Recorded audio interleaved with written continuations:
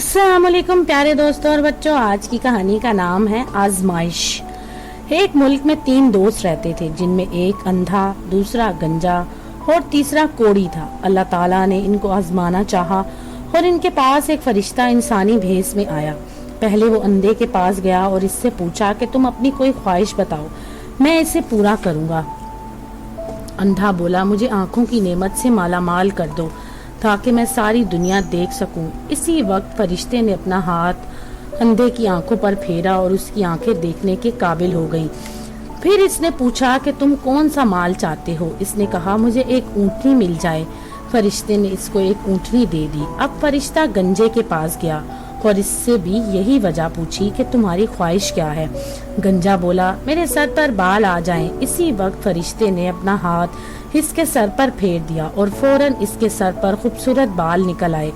फरिश्ते ने इससे भी यही सवाल किया कि तुमको कौन सा जानवर चाहिए। इसने बकरी मांगी और फरिश्ते ने इसको बकरी दे दी। फिर आखिर में फरिश्ता कोढ़ी के पास गया और कोढ़ी से सवाल किया कि वो अपनी ख्वाहिश बताए।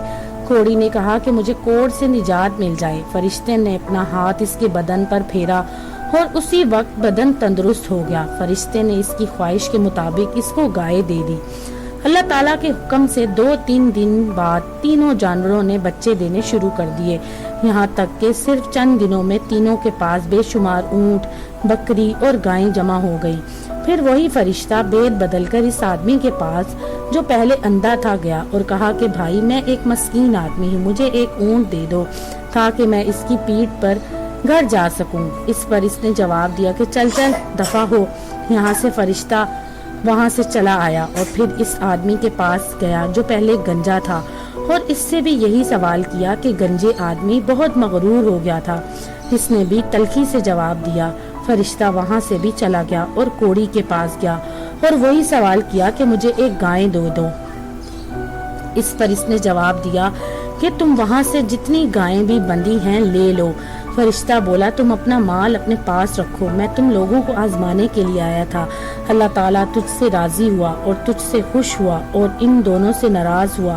प्यारे बच्चों, अल्लाह ताला की नाराजगी की वजह से पहला शख्स दोबारा अंधा और मुफलिस और दूसरा शख्स गंजा और पहले की तरह मुफलिस हो गया। इस कहानी से हमें ये सबक मिलता है कि हमें हर हाल में दूसरों की मदद करनी चाहिए।